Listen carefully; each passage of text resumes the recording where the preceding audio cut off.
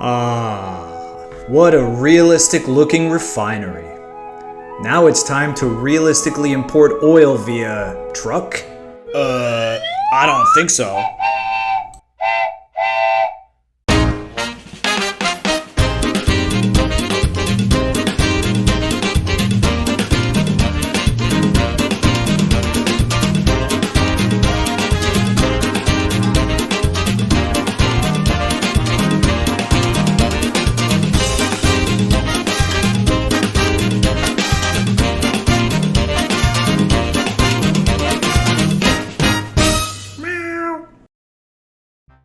Hello everybody, welcome to Xucaboa 100% Vanilla Baby, where I'm trying to build the coolest vanilla city and city skylines that you ever saw in your entire life.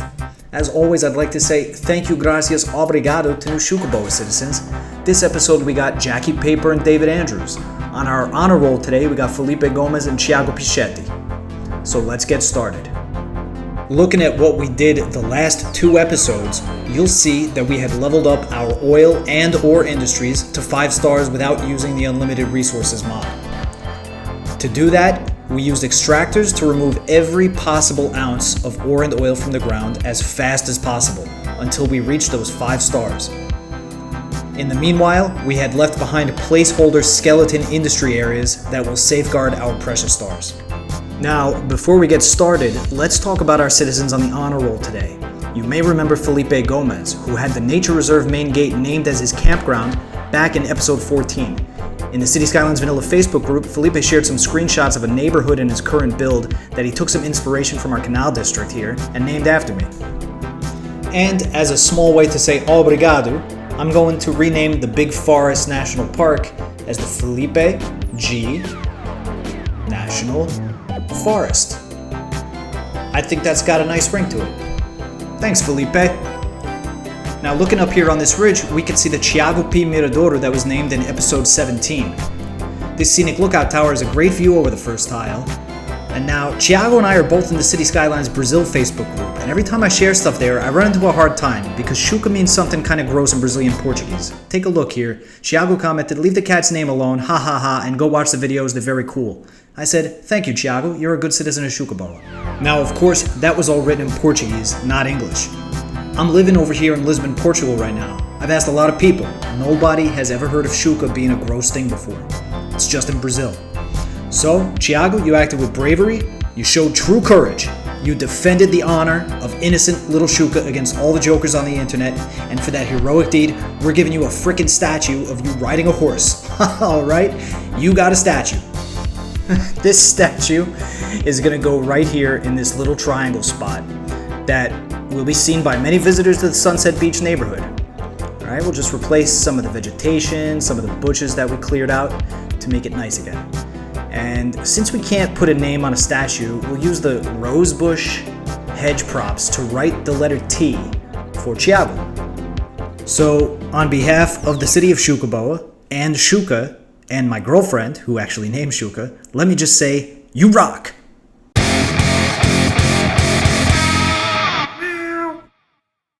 Alright, let's head back to the other side of the map now to begin work on today's big project.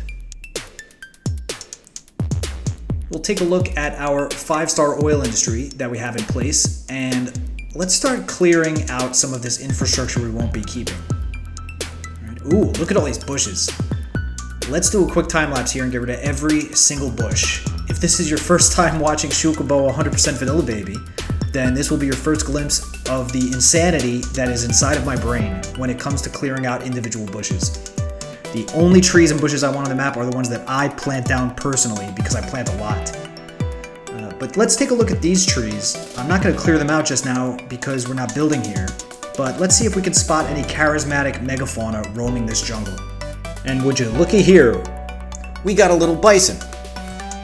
Let's name it Sweet Little Bison. Take a look at it. It's just minding its own business here in the jungle, which is its natural habitat, the tropical woodland bison of Roslyn Peninsula. Let's try to identify the boundaries of its territory. It's probably this jungle area. We've got plans to build a large oil refinery, which is definitely going to be a source of pollution. So we'll just clear a few of these trees on the edge to establish the border area for where we'll be building. Before we proceed any further, let's save the game. Episode 28, Bushwhacking. Now if my game crashes or something, I don't have to delete all the bushes again. We'll begin preparing our diamond interchange here for some much needed work by deleting and moving around this power and water infrastructure. And once we do that, we can begin making a good looking diamond instead of that very basic, ugly one that I just had in place temporarily. And you know what? Let's extend it over the railway just in case we want to do something with that in the future. I think we will want some access towards that fertile land.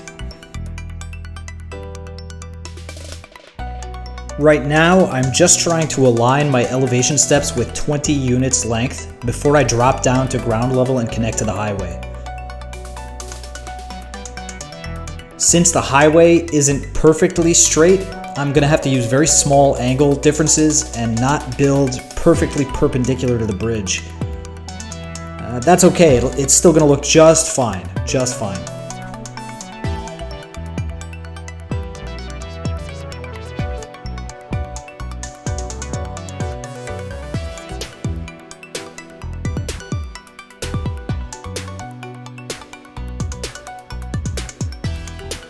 Now let's work our way back towards the oil industry buildings.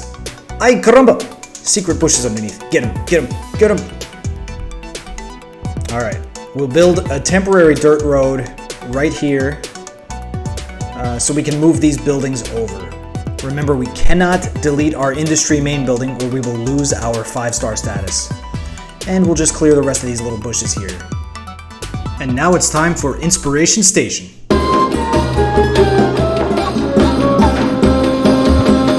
This is Inspiration Station, also known as Google Earth, where we will look at some places to get ideas for today's project. We're going to zoom down into the Gulf of Mexico to the Petty Boys Explosives Anchorage area. You see on my Instagram here that the radar is making a sad face, because about 8.5 years ago I spent the last 2 weeks of December at anchor here in my oil tanking ATV.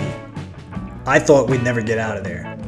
But eventually we did and made our way into Bayou Cassote, Mississippi, home of the Chevron Pascagoula oil refinery. Let's turn off our nautical chart overlay and take a look. Along the shore, there are a few oil tanking docks in a row, including one larger pier. When we turn and look inland, we see that there's a large refinery in a basic grid. What's kind of hard to imagine if you've never seen this before is just how many pipes are laid down in oil refineries. It's insane. We also see that there's a lot of tanks. And also, there's this elevated conveyor track. Let's follow it along the edge of the refinery area. You see it ends here at an oil sludge place. Maybe it's an oil sludge pyrolysis plant like in the game. I'm really not so sure. But heading back to the beginning of the conveyor, we've got this massive sludge pit. Creepy fact is that this sludge pit is on top of a cemetery. FYI. Now this part doesn't have much to do with the game, but I think it's crazy how much detail Google Earth can give these 3D models. We've got the drill ship, we've got a mobile offshore drilling unit, some large drill towers, we got these 2 heavy lift ships with like 1 platform on them, and another Modu. Very cool just to check out and look at. Looking back at the primary pier, you can see just how many pipes are laid along it. We've got an oil tanker ship tied up here, and on the opposite side we've got a towboat with 2 tank barges. Astern of the oil tanker we've got an ATB, which means Articulated Tug and Barge Unit. It's a special kind of tugboat that pushes larger barges offshore using a hydraulic ram system in the notch. I won't get into that. Kind of works like a ship. That's what I used to work on. It's for offshore stuff. If we continue along the waterfront, you see there are smaller docks. This one here is just for the oil sludge. Much of that sludge is pollution that dredge ships will suck up and drop back off in the pit. It's pretty disgusting. Here, I think this is an active dock, but it's pretty small relative to the others. I can't see how the pipes connect to the dock either, but that could be Google's fault. Following the pipes along the beach, we will come down to these two larger docks with mooring platforms called dolphins connected to them. At this last one, there's a large tanker. Let's see, it's the Minerva Xenia. I looked it up, and this ship is 248 meters length overall by 43 meters on the beam, just so you have some scale reference. Or exactly 31 in-game cells. Looking at this dock, you see the pipes go to the shore loading connector arms, which will pass the oil connection up to the ship's manifold. And you can see the ship's mooring lines made off to the bollards on the dolphin platforms. These dolphins exist because you really don't need a huge pier for a single ship. Just some places to connect hoses and mooring lines. Now let's turn on our NOAA raster overlay. You can see just how precise the nautical charts are at this scale. They line up perfectly. I'll include a link to the nautical chart overlay KML file for Google Earth in the description if you want to check this out. It's a pretty cool thing. And this has been today's installment of Inspiration Station. Now let's start preparing the terrain for our tanker dock area. We'll flatten out a bit here, and we'll dig out this creek just a little bit more. Gotta make sure we're not bothering our sweet little bison here.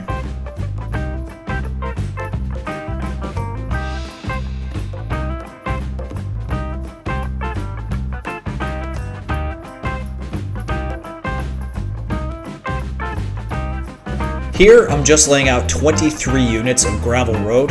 Now, if every cell unit is 8 meters squared, then 23 units long should equal 184 meters, which is a pretty common length for a coastwise tanker. About 600 feet long. Now we'll do my special custom dock and pier trick you may remember from the episodes where I built the old industrial waterfront. To start it, we'll create an earthen bulkhead around the area that we will de-water, making it kind of like a big tub. Then we'll rig up a water pumping station and a freshwater outlet that will pump the water out of the tub and back into the sea. We'll just dig a little sump well here for the pump, and we'll unpause the simulation. You know what? Let's add another pump just to help speed it along.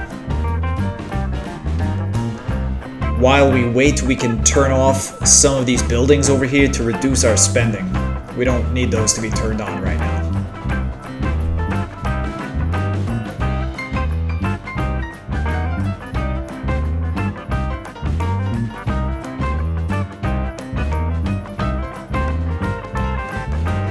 Let's head over to the inlet and fast forward through the night.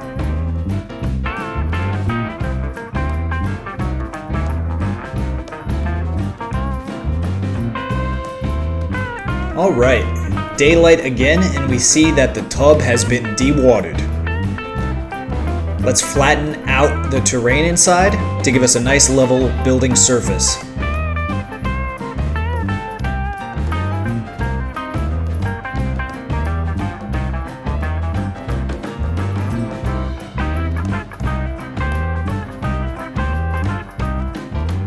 Let's redraw our ship size reference road.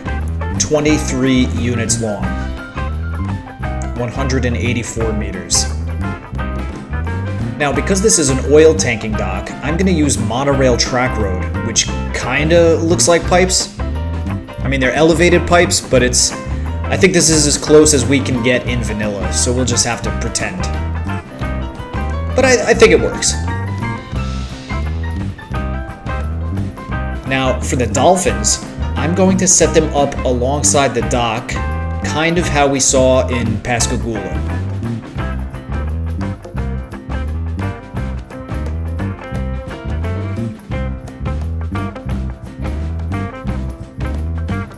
Ay caramba! It's our sweet little bison.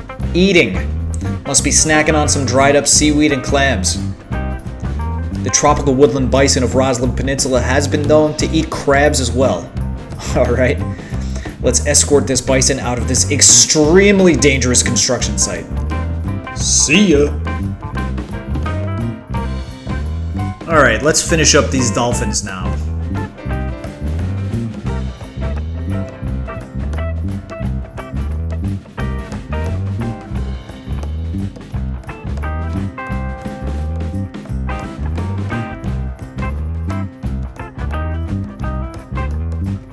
This one's not going to be totally level.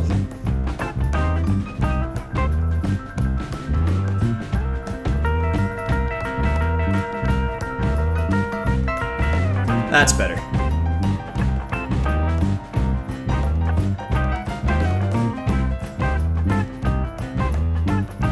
Let's check and make sure we don't see our bison anywhere here before we let all the water back in. I think we're clear.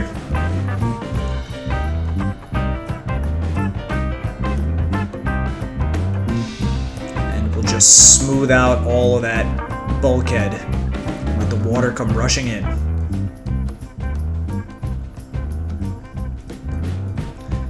You know what? I think we'll place down some vegetation at the water's edge. I think that's a good look.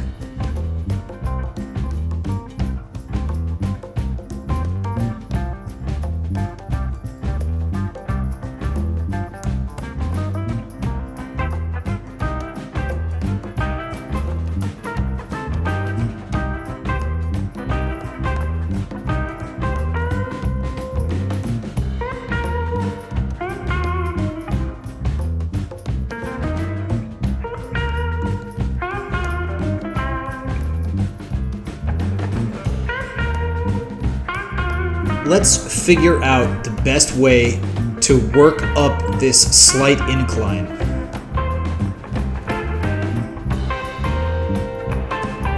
Ugh. I think that looks kind of bad. It's got that dip down in the middle.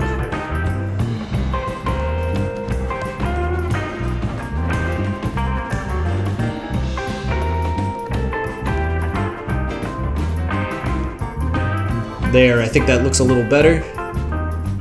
Just smooth out this spot here.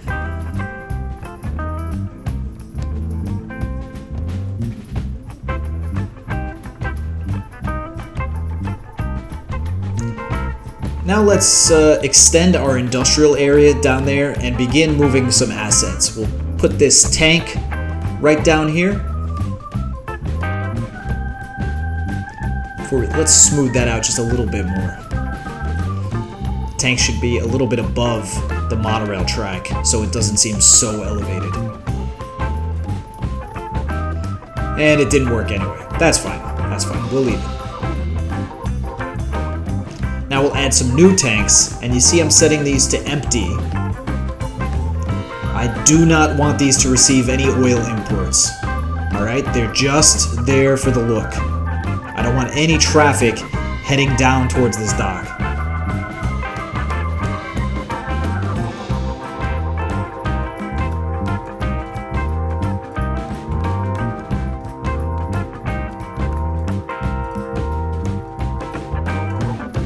Now we can begin working our way in from the highway. Let's randomly curve this road here away and towards the city. Maybe we'll downgrade it to a dirt road because it's just temporary for now. Maybe temporary. And we'll place a T-junction here for where our main gate will go. We'll put a toll booth to act as the main gate. Now we will curve our road in, but we want to be careful not to make it too noticeable that we're at the edge of the map. I wouldn't want to disappoint Captain Obvious, who always does an excellent job of blending in the map edges in his cities. Let's move our main building and worker barracks over by the gate. I want there to be some amount of right angles to our layout here, but I want them to be offset from the main gate road and from the dock. So we'll draw them in like this, with the two corners. We'll make a little slope here to work our way up with the monorail track road to our grid. I'm going to try out a few different ways to add more storage facilities here, including these large tanks. Well, I guess the tanks are the same size, but there's 8 of them instead of 4.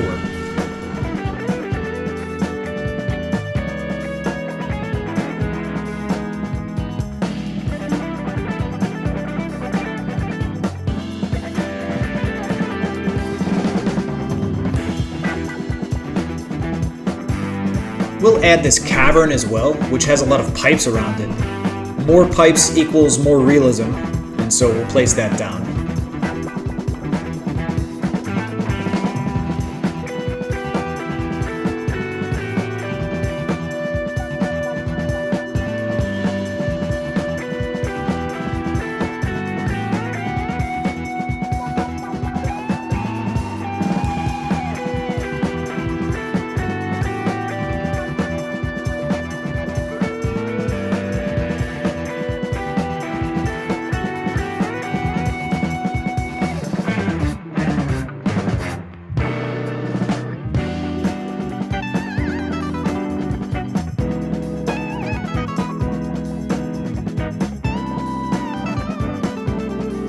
We'll set everything to empty except the large tanks and the cavern. Those will be where our oil imports are delivered to.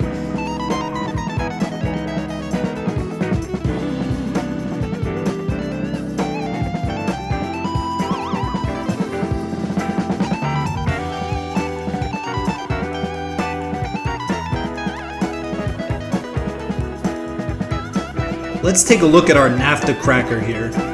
It's got a very large pollution radius, and so we want that to be centralized in the refinery area.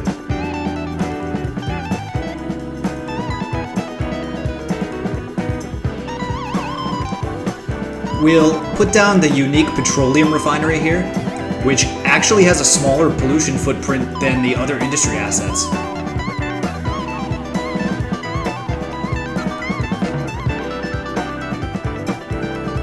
Do a little bit of road work before we place that down to give us a space in between. A single cell space.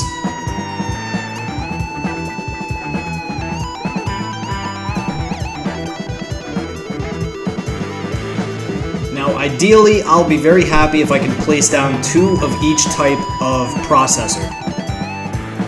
All of them have very large areas of pollution, so I'm going to try to keep them as centrally located as possible.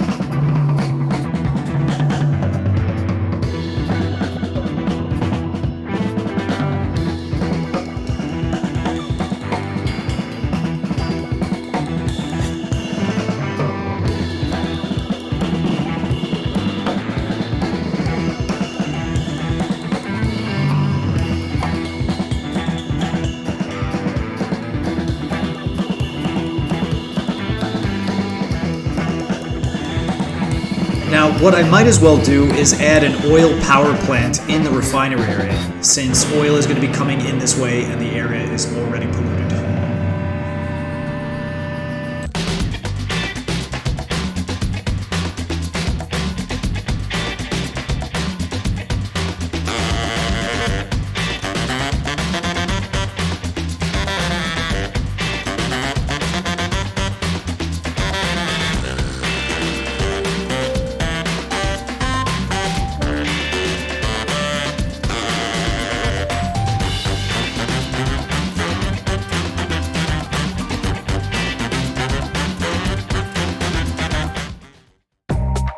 While we're thinking of polluting city services, let's consider putting in a wastewater treatment facility of some kind as well. They've got tanks and they've got pipes, which looks appropriate.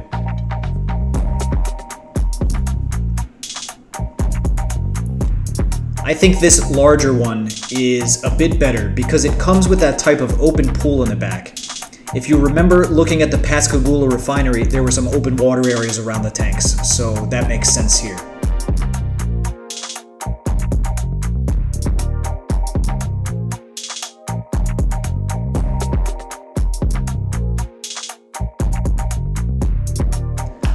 Let's move this water tower far away from the polluting refinery buildings.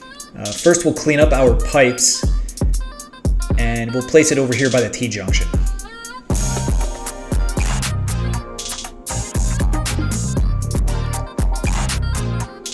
This wind turbine can move by our ore area in the mountain, because I'm sure that will be used when we build up that industry area.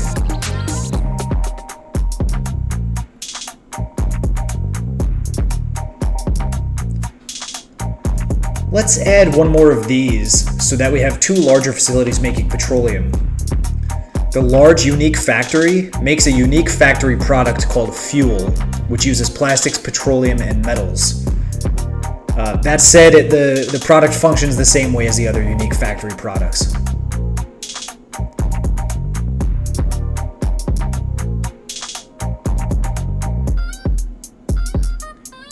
We'll add some warehouse yards here to store our plastics, petroleum, and metals that will be used in the big factory.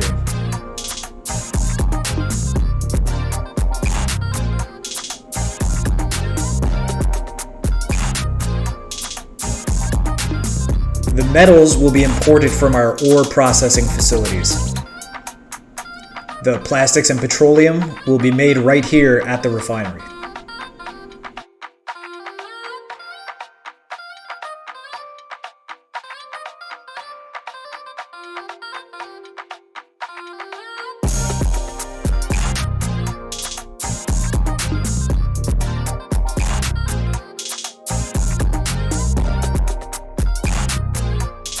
Let's place a small warehouse right here to fill full of the unique factory product that will come out of the large refinery building.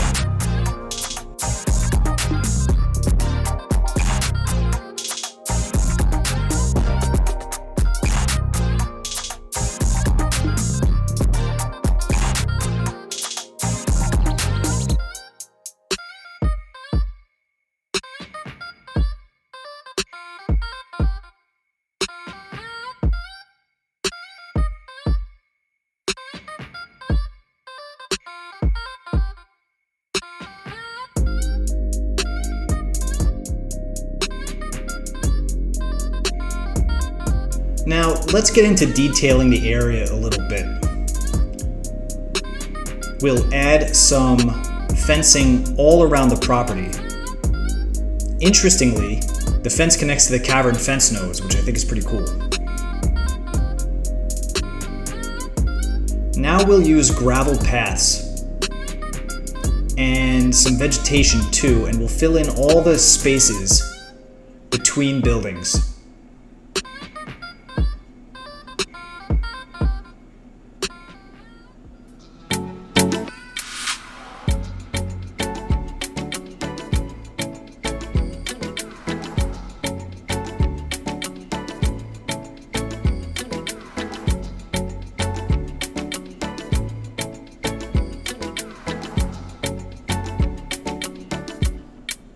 We should add another barracks and a maintenance building by the gate as well.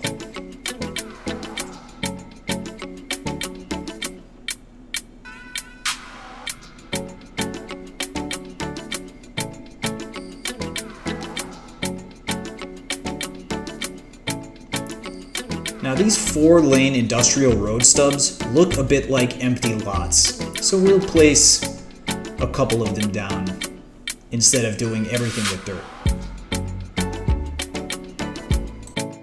Now it's time to name this industrial zone, because Kent Petrochemicals is pretty lame. No disrespect to any of the Kent people out there, you're beautiful, keep it up. We're gonna name this the Milkshake Refinery, because I drink your milkshake. If you're not familiar with that reference, you should get familiar, because that movie was excellent. Now it's time to name things for our new Xucaboa citizens. This large petroleum refinery, we'll name this for Jackie. This will be the Jackie P. Fuel Refinery.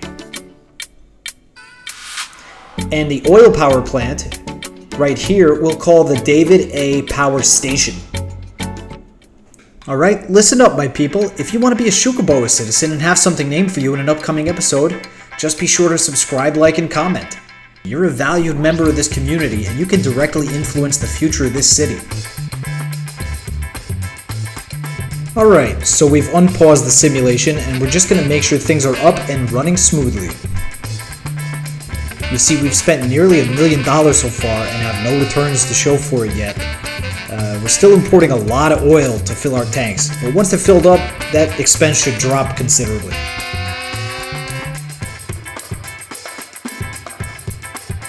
Let's just speed through and let the import-export market stabilize to the point where we're hopefully seeing some healthy profit margins.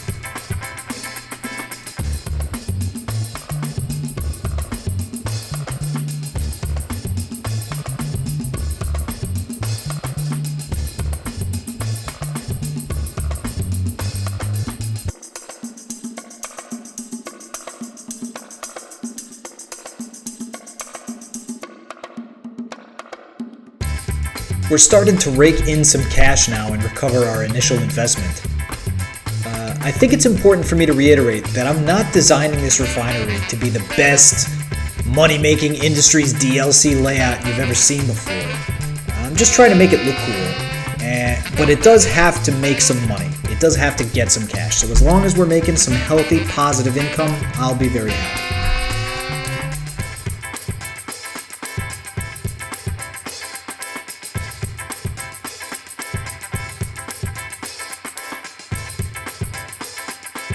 It looks like we're not quite making enough metals to keep the Jackie P fuel refinery in constant production, so let's head over to the temporary ore area.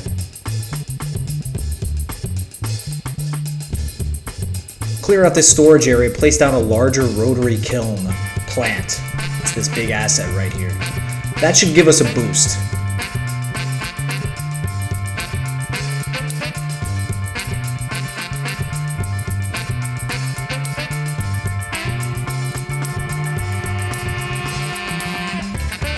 Hopefully now we have enough metals to keep our refinery in constant production.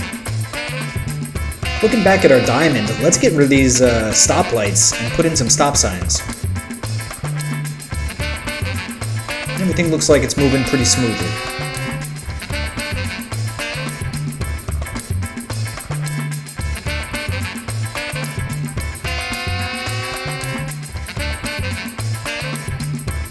I think our refinery is looking pretty legit right now. Traffic is moving smoothly. It's looking good. Let's save the game here just as episode 28. And now to review how this decorative oil tanker dock is supposed to work, let's take a look. Alright, imagine we've got a tanker. The deckhands will send mooring lines to the dolphins, and that will secure the vessel alongside the dock. Then the hoses from the dock will be sent over and product will flow in or out of the tanks. But don't take my word for it, let's look in the YouTube box. Here's Joe Franta. He's a friend and shipmate of mine, and he's been producing pretty cool videos about some of the vessels he's worked, like this one about an oil tanker. He even grew a mustache like a legend. He's got some incredible footage and tells his story like only he could. So be sure to check out his channel and see what oil tanking is all about.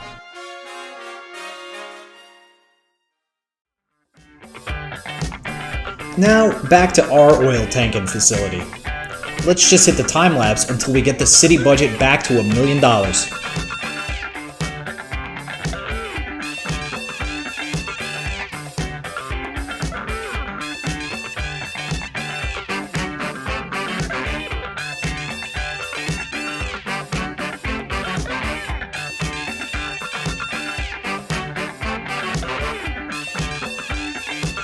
There we go, $1 million. I'd like to thank everyone for watching this episode. As you can tell, I learned a bit about video editing this week, so please tell me what you think of this new style, alright? I'm really curious to see what your opinions are on it. Remember, if you would like to have something named for you or have your channel featured, be sure to be active in the comments. I'm having a lot of fun making this series and I hope you're having fun watching it. This has been Xucaboa 100% Vanilla Baby, episode number 28, and I will see you next time.